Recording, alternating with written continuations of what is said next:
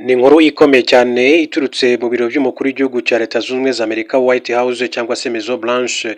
Ni itangazo rikomeye cyane nyuma y'urupfu rwa Colonel Wiringoma, yari umuvugizi w'umutwe wa AFC M23 mu bya gisirikare. Ku munsi w'ejo nibwo hatangiye gukwirakwira amakuru ku mbuga nkoranyambaga zitandukanye mu Rwanda ndetse no mu karere k'ibiyaga bigari, by'umwihariko muri Repubulika ya Demokarasi ya Congo, amakuru agaragaza ko drone za coalition irimo FARDC, FDLR, FDNB, abacanshuro zarasaga mu gace ka Rubaya, arizo zaje rero kwivugana uyu Lieutenant Colonel Wiringoma. Ndetse ndi makuru akavuga ko hari n'abandi benshi bari kumwe nawe, nta n'umwe wundi wigeze apfa, ariko bikavuga ko nabo bakomeretse ndetse barembye kugeza magingo aya ngaya. Hanyuma rero turacyakomeza kujya dukurikirana amakuru akomeye ibera muri Burasirazuba bwa Repubulika ya Demokarasi ya Congo, ariko mbabwira ko Leta Zunze Ubumwe za Amerika, muribuka ko hari amasezerano yashyizweho umukono ku itariki ya 4 ukwezi kwa 12 2025 n'umwaka ushize, Perezida Paul Kagame, Perezida Felix Tshisekedi, ndetse hakaba hari n'ibindi biganiro byakomezaga guhuza M23 ndetse na Leta ya Congo byaberaga i Doha mu gihugu cya Qatar. Uyu munsi bisa nkaho Leta ya Congo yabyikuyemo ndetse itangira gushyira imbaraga mu biganiro bifitweho ijambo n'uwitwa Joao Manuel Gonçalves Lourenço w'igihugu cya Angola. Mbere gato yuko ngaruka kuri iri tangazo riturutse mu biro by'umukuru w'igihugu cya Leta Zunze Ubumwe za Amerika, reka mbanze mbabwire ko mu buryo bundi bw'incamake mu gihugu cya Uganda, uwitwa Bobi Wine cyangwa se Robert Kyagulanyi Ssentamu, wamenyekanye nka Bobi Wine mu njyana ya pop mu gihugu cya Uganda, biravuga yuko adakozwa ibyo kumvikana Leta ya Uganda ngo ave mu bwisho. Umunyapolitike Robert Kyagulanyi Ssentamu utavuga rumwe n'ubutegetsi bwa Uganda ntakozwa ibyo kumvikana nabwo kugira ngo ave mu bwisho amazemo igihe kirenga ukwezi. Uyu munyapolitike wamenyekanye nka Bobi Wine ari mu bwisho kuva tariki ya 15 Mutarama 2026 ubwo muri Uganda hari hamaze kuba amatora y'umukuru w'igihugu.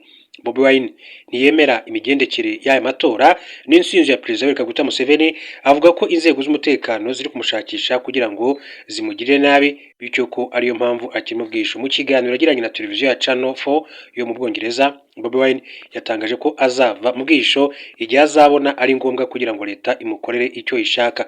Umunyamakuru ati abantu bari kuvuga ko utahora mu bwisho, iki ni igihe cyo kuganira Museveni, ni ukuvuga perezida watuye mu gihugu cya Uganda, yewe n'umuhungu we General Muhoozi Kainerugaba uyoboye ingabo. Ibyo ubivugaho iki?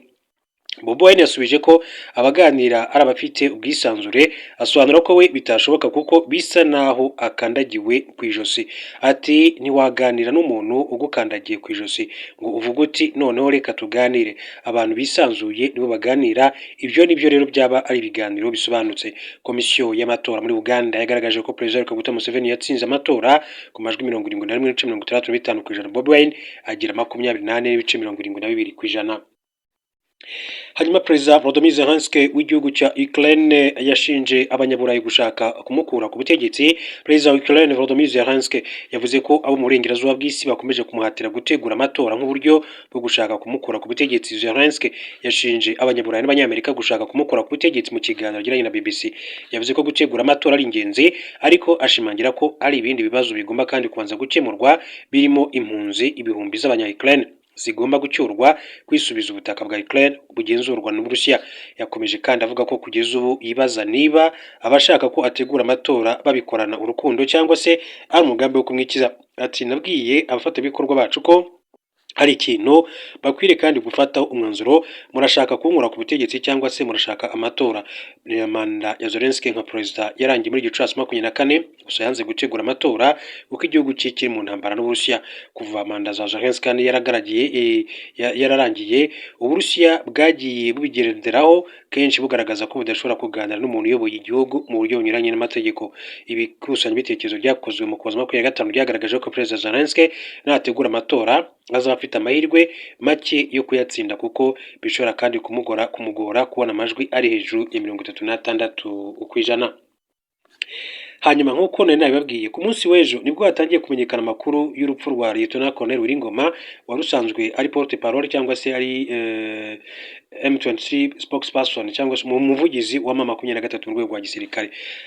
Wenda reka twifashishe nk'inkuru ikinyamakuru BBC mbere yuko ndaza kujya ku nkuru iturutse mu biro bya Perezida Trump. Ku nkuru y'ikinyamakuru BBC bagize bati umuvugizi wa gisirikare wa M23 yiciwe mu gitero cya drone cy'ingabo za leta, ibivugwa n'abategetsi. ati umuvugizi wa gisirikare w'umutwe w'inyeshyamba wa FCM23 Lieutenant Colonel Wiringoma yiciwe mu gitero cy'indege zo mu ntambara zitajyamo umupilote drone cy'ingabo za leta mu burasirazuba bwa Repubulika ya Demokarasi ya Kongo mu rukera rwo kuri wa kabiri. Ati nk'uko bitangazwa n'ibiro n'amakuru by'abongereza Reuters yasubiyemo amagambo y'umudiplomate wo mu karere, umutegetsi mukuru w'umunyeshyamba ndetse n'umujyanama wa leta ya RDC wo mu burengerazuba bw'isi.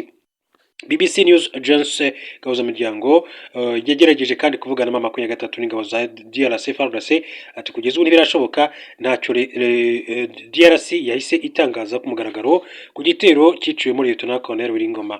Bibaye mu gihe kandi ibikorwa by'agahenge bigirwamo uruhare na Qatar bikomeje, aho Kinshasa na M23 byatsinye amasezerano i Doha yo gushyiraho uburyo buhuriweho bwo kugenzura agahenge burimo ndori za Qatar, Amerika n'umuryango w'ubumwe bwa Afurika Union Africaine. Umuryango w'abibumbye ONU, DRC n'ibihugu byinshi cyane byo mu burengerazuba bishinja u Rwanda gufasha umutwe wa M23 ugenzura ibice byinshi cyane byo mu ntara ya Kivu ya ruguru no mu ntara ya Kivu y'epfo birimo n'imijyi ya Goma na Bukavu.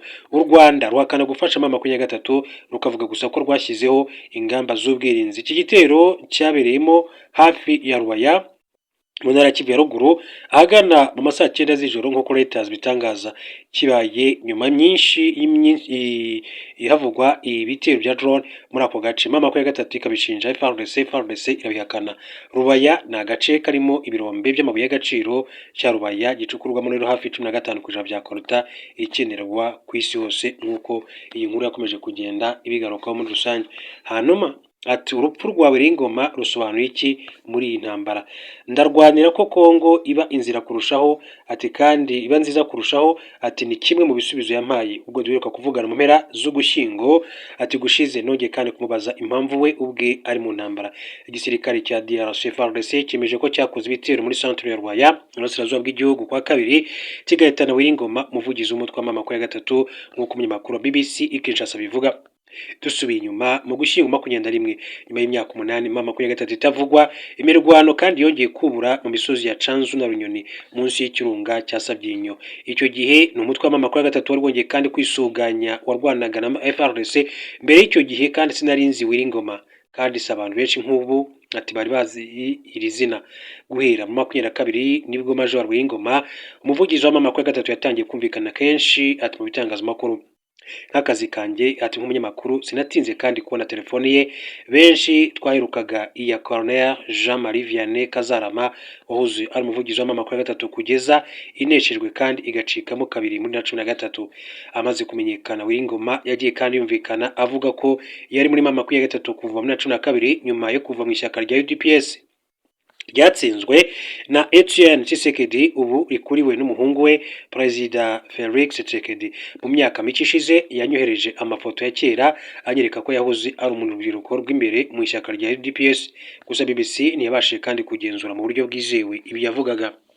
Bamwe mu b'imbere mu mutwe wa M23 ubu baremeza ko Wiringoma yishwe arashwe mu gitero cya drone z'ingabo za FARDC mu gace ka Rwaya kwa kabiri mu gicuku. Amakuru ataremezwa neza aravuga ko bamwe kandi mu bandi bakuriye uyu mutwe bari kumwe nawe harimo abakomeretse. Umutwe wa M23 nturemera ku mugaragaro urupfu rwa Wiringoma cyangwa se ngo uvuge neza uko byagenze muri ako gace karimo rero ibirombe leta ya Kinshasa kandi iherutse kwegurira kompanyi z'ubucukuzi bw'amabuye y'agaciro z'abanyamerika. Gusa mu gitondo ahagana saa 11 kwa kabiri umuvugizi wa M23 Lawrence Kanyuka yanditse ubutumwa ku rubuga rwa X avuga ko ibitero bya drone byarashe buhumyi agace ka Rwaya byica abasivili b'inzirakarengane, abyita icyaha cy'inyokomuntu n'icyaha cy'intambara. Drone intwaro ikaze ya FARDC muri intambara. Kugeza ubu nta kirahamya neza ko ibitero Kanyuka yavuze byabaye saa 5 saa 8:43 z'igicuku i Rwaya. Urebye bivuze nyuma y'amasaha arengaho abiri bibaye, ari nabyo rero bitero byahitanye Colonel Wiringoma wari ugeze ku ipeti rya Lieutenant Colonel muri uyu mutwe w'inyeshyamba. Gusa niba ari muri ibyo bitero yaguyemo, ibyo byerekana ko cyaba ari igitero cyakoranywe ubushishozi n'amakuru. Drone z'intambara zikoresha kamera yereka abazikoresha bari mu birometero, zishobora kandi no kuba amagana aho zigeze. mbere yo kurasa aho bashaka ko zirasa. Mu ntangiriro z'uku kwezi Lawrence Kanyuka yavuze ko mama ya gatatu yashwanyaguje ikigo cyo ku kibuga cy'indege cya Kisangani cyateguraga indege za drone zarasaga mu bice bigenzurwa na mama ya gatatu. Colonel Nanga ukuriye FC ya gatatu kuri icyo gitero mama ya gatatu yigambye, we yongeyeho ko ubudahangarwa bw'icyo kibuga bwarangiye kandi ko izo drone ubu zizajya zirasirwa aho zituruka. Ariko ibitero bya drone na FARDC ntabwo byahagaze. Nyuma yaho ibindi bikomeye byakomeje kandi kuvugwa mu duce twa Minembwe nk'inkengero zabo muri Kivu y'Amajyepfo no mu bindi bice bimwe bya Walikare, Masisi na Rucuru muri Kivu ya Ruguru. Kubasha kumenya neza aho umuvugizi w'umutwe wa gisirikare aherereye birashoboka ko atari wenyine ndetse no kwarashisha drone ntuhushe, bisaba kandi amakuru ahagije n'ubuhanga mu gukoresha izi ndege nto cyane zikorerwa ahanini mu Bushinwa na Turukiya, zikoreshwa cyane mu ntambara zo muri ibi bihe muri iyi minsi ya none. Colonel Wiringoma yishwe n'igitero cya drone gishobora kandi kuba cyanakomerekeje cyangwa se kigahitana n'abandi bari kumwe nawe. N'ishusho y'ubukana bw'izi ndege muri iyi ntambara nk'uko amakuru akomeza kugenda abishimangira. Mu gihe kandi inkuru y'urupfu rwe irimo kuvugwa hose kuko ari we uzwi cyane, birashoboka ko benshi badafite amazina azwi barimo guhitanwa n'izi ndege, baba abasivili cyangwa se abasirikare. Ibitero by'izi ndege bimaze kandi ukwezi gushize nk'uko bivugwa cyane, bigaragaza imbaraga igisirikare cya FARDC cyashyize kandi mu ntambara yo mu kirere. Ibitero by'indege za drone kandi birimo kuvugwa mu gihe FARDC nayo mu mpera z'icyumweru gishize yashinje umutwe wa ya gatatu ivuga ko ufashwa n'ingabo z'u Rwanda kuba ari wo utera ibirindiro bya FARDC. Mu gihe impande zombi kandi zikomeza gushinjanya gutangira ibitero ndetse no kurenga ku gahenge bumvikanyeho inshuro zirenze imwe mu myaka 2 ishize, urupfu rwa Wiringoma rurongera kandi gutuma ihuriro ry'amaherezo y'intambara rirushaho gukomera. Quickly Wiringoma yarinde yarazwi nk'umuntu unenga cyane politiki ya President Felix Tshisekedi, yakunze no kumvikanisha ko yarazi kuko yabaye muri DPS. Uri yafatiye Ngoma ibihano muri 23 ivuga ko akomeje kandi kugira uruhare mu byaha by'ubugome bikorwa na 23 mu bwicanyi, gushimuta abantu, gusahura, kwinjiza abantu mu gisirikare, ubucuruzi butemera n'amabuye y'agaciro n'ibindi. Oni yamushinjaga kandi guha ishingiro no gutangaza ibijyanye n'ibitero 23 ikora mu burasirazuba bwa DRC. Mu gusubiza ku bihano n'ibirego bya Oni, Ngoma yabwiye BBC ati ibyo ntacyo biturebaho, turi gisirikare cya rubanda, turwanira ko abanyekongo kandi babaho neza. Amasoko atandukanye avuga ko Colonel Wiringoma yavukiye mu majyaruguru y'u Rwanda ariko afite inkomoko mu ntara ya Congo Central, ari naho yize amashuri y'ibanze akanakurira kandi ahitwa Mbanza Ngungu, agace kari mu kilometero zigera kuri 150 majyepfo ashyira uburengerazuba bw'umurwa mukuru Kinshasa. Amasoko atandukanye arimo na Oni agaragaza kandi ko yarari mu kigero cy'imyaka irenga gato 50. Ubuzima bwe bwite ntabwo kandi yakundaga kuvugaho, ariko bamwe mu bamuzi bavuga ko yarafite abana 4. Nyuma y'ifatwa ry'umujyi wa Goma mu mpera za Mutarama ishize, Colonel Wiringoma yabonetse mu mashusho y'abacansho b'abazungu bafashwe na mama ya gatatu arimo kubihaniza, ubundi bamuca imbere mu murongo bihuta ababwira ngo quickly vuba mbere yuko abacanshuro kandi basubira mu bihugu byabo baciye mu Rwanda. Quickly yongeye kugaruka kandi mu yandi mashusho impera za Werurwe ishize, Ngoma yabonetsemo arimo kuramukanya no gutebya n'abasirikare ba Afurika y'Epfo bari baraje muri intambara mu ngabo za SADC. Bari bamaze igihe kandi bagotewe ku kibuga cy'indege cya Goma mbere yuko basubira mu gihugu cyabo. Ku munsi Colonel Wiringoma yambwiye ko arwanira ko Kongo iba nziza kurushaho. Navuganye kandi n'uwari umuvugizi w'ingabo za leta General Major Sylvain Kenge ngo atubwire icyo gihe ku byavugwaga ko mama ya gatatu, ambwira ko amaherezo bagomba kwisubiza aho mama ya gatatu yafashe ndetse no gusubizaho ubutegetsi bwa leta nkuko bikomeza kuyabigaruka. Hanyuma tujye kuri Trump rero akaba yatewe utwatsi ibyuko umugaba w'ingabo wa Amerika arwanya gutera Iran. Perezida wa Amerika Donald Trump yatewe utwatsi amakuru y'uko umugaba mukuru w'ingabo za leta zunze za Amerika General Daniel Kaine arwanya ibikorwa bya gisirikare kuri Iran. Abinyujije ku mbuga nkoranyambaga ku 23 Gashyantare 2026 yavuze ko ibyo ari binyoma. Yashimangiye ko uretse General Kaine n'abandi basirikare bakuru badashaka intambara gusa niyafatwa ingamba za gisirikare kuri Iran nta kabuza bazatsinda intambara byoroshye. Trump yongeyeho ko General Kain azi Iran neza cyane ko yanayoboye igitero cyiswe Midnight Hammer cyagabwe kwa 22 Kamena 2025, agaragaza ko nyuma y'ibitero by'indege za Bito za Amerika byagabwe Iran yasenyutse burundu. Yagaragaje ko General Kain ari intwari ikomeye kuko ahagarara igisirikare gikomeye kurusha ibindi ku isi. Yongeyeho ko General Kain kandi atigeze avuga ku ngamba zo kurwanya Iran kandi ko azayobora igikorwa cyo gutera iki gihugu mu gihe hatanzwe igitero cyo kugaba igitero. Trump yavuze ko umwanzuro kandi wa nyuma kuri Iran ari we uzawutanga, agaragaza ko yanezezwa no kumvikana n'iki gihugu, gusa niba nta masezerano azagerwaho uwo munsi ushobora kandi kuba mubi kuri iki gihugu cya Iran nk'uko amakuru ava muri White House akomeza kugenda abivuga. Hanyuma mu yandi makuru atandukanye akomeje kugenda avugwa, ni Ambasaderi Olivier Nduhungirehe, ni Minisitiri w'Ububanyi n'Amahanga w'igihugu cy'u Rwanda, yagaragaje ko imvugo z'urwango zitacika mu karere mu gihe FDLR ikiriho. Minisitiri w'Ububanyi n'Amahanga n'Ubutwari Ambasaderi Olivier Nduhungirehe yagaragaje ko imvugo zibiba urwango zizakomeza kandi gukwirakwira mu karere mu gihe umutwe w'iterabwoba wa FDLR washinzwe n'abagize uruhare muri Jenoside yakorewe Abatutsi mu mwaka wa 1994 ukiriho. Mu nama mpuzamahanga yo kurwanya ivangura abereye mu Suisse kuri 23 Gashyantare 2026, Minisitiri Nduhungirehe yatangaje ko iyo mvugo zibiba urwango zitarwanyijwe zigafatwa nk'amagambo asanzwe zigahindurwa igikoresho cya politike ziba intangiriro y'ibikorwa by'urugomo. Minisitiri Nduhungirehe yatangaje ko nubwo hashize imyaka 25 hasohotse itangazo rya Durban ry'ubufatanye bw'ibihugu mu kurwanya ibikorwa by'ivangura by'uburyo butandukanye, imvugo zibiba urwango n'ubuvugizi bwa nabi bikomeje kandi ntihagire ingamba zifatwa. Yatanze urugero ku bibera mu karere ka Afurika y'ibiyaga bigari, aho umutwe wa FDLR wahawe indaro mu burasirazuba bwa RDC, nyamara kandi abawushinze barakoze Jenoside bakanafatirwa ibihano n'akanama k'umuryango w'abibumbye gashinzwe umutekano. Ingengabitekerezo ya Jenoside n'imvugo zibiba urwango byacitse nyuma y'umwaka wa 1994, byarasigasiwe bibona ubutaka kandi burumbutse mu burasirazuba bwa RDC. Gukomeza kubaho kwa FDLR, umutwe wa Jenosideri wafatiwe ibihano na Loni, washinzwe n'abakoze Jenoside yakorewe Abatutsi mu mwaka wa 1994, bigaragaza uburyo rero kudahana bituma kandi ingengabitekerezo mbi ikomeza kubaho igakwirakwira mu bisekuru. Minisitiri Nduhungirehe kandi yagaragaje ko iyo mvugo zibiba urwango ntacyo zikozweho bibyara ingaruka zirimo kuba bene gihugu kandi bafatwa nk'abanyamahanga, ibibazo byabo bikirengagizwa, ivangura rigakorwa mu buryo kandi bwagutse, ikinjira mu nzego za politike z'umutekano w'igisirikare hagakurikiraho urugomo. Igihugu cyacu cyashegeshwe n'imvugo zibiba urwango n'ingengabitekerezo ya Jenoside mu mwaka wa 1994. Dukomeje kubona izo mvugo zikwirakwira mu karere kacu, cyane cyane mu karere k'ibiyaga bigari n'uburasirazuba bwa Kongo, aho imvugo zibiba urwango zikomeje kuba imwe mu mpamvu muzi z'intambara n'iki kibazo cy'ubutabazi byisubira.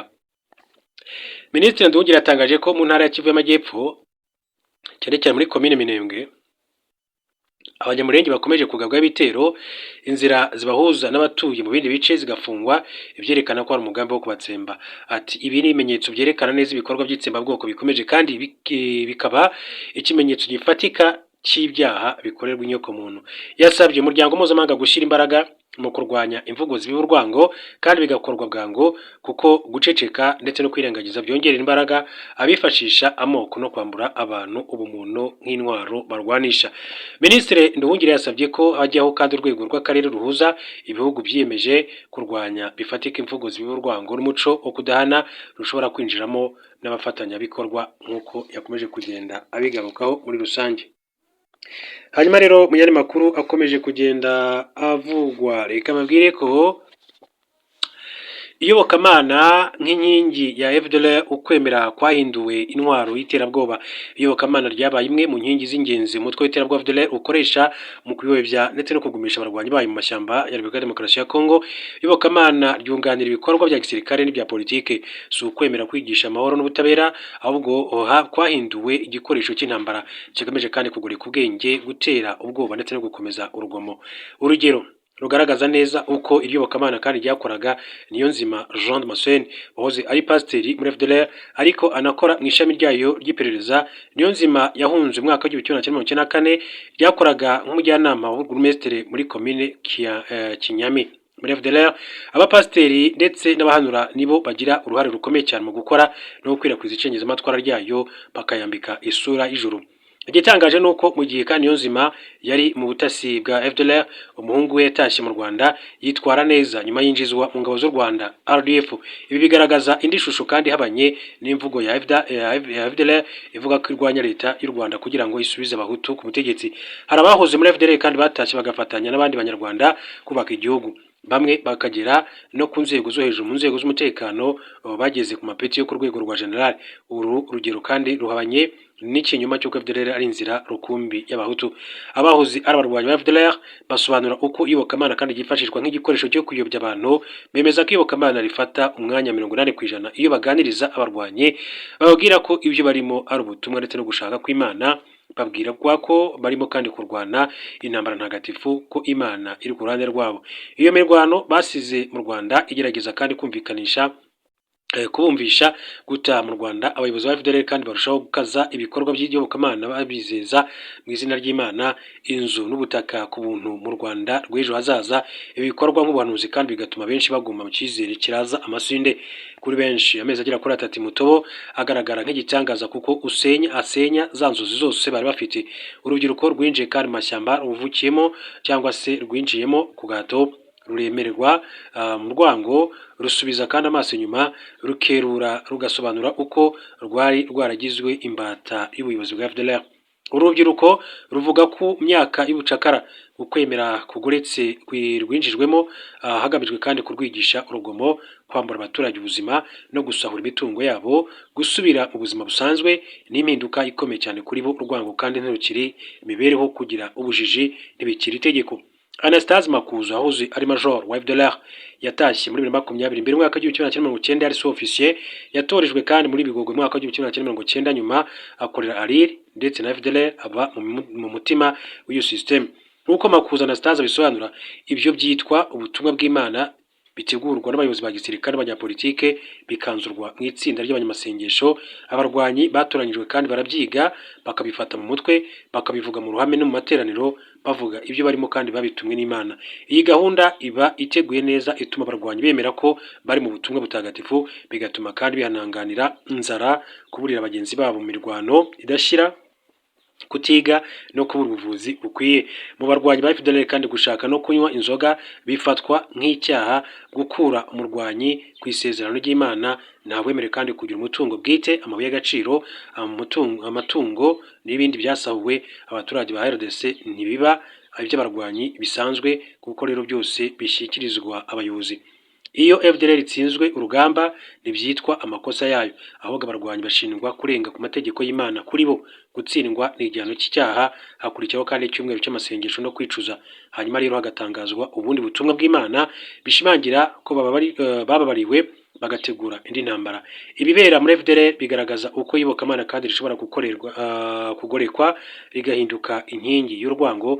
Gusenya iyo nkingi bisaba kandi kwigishwa ukuri no kongera kandi kubaka icyizere mu bagitakaje. Uko abarwanyi kandi bataha mu Rwanda bagenda kandi babivamo, niko rero ubuyobe bubavamo, bagahitamo kandi kubaho neza mu mahoro ndetse no mu iterambere muri rusange mu gihugu cy'u Rwanda. Abari muri witwa Niyonzima Jean Damascene, umwe mu bahoze mu bahanuzi ba FDLR. Gusa iyobokamana rigoretse ni intwari ikomeye ya FDLR ituma abarwanyi bayo bayigumamo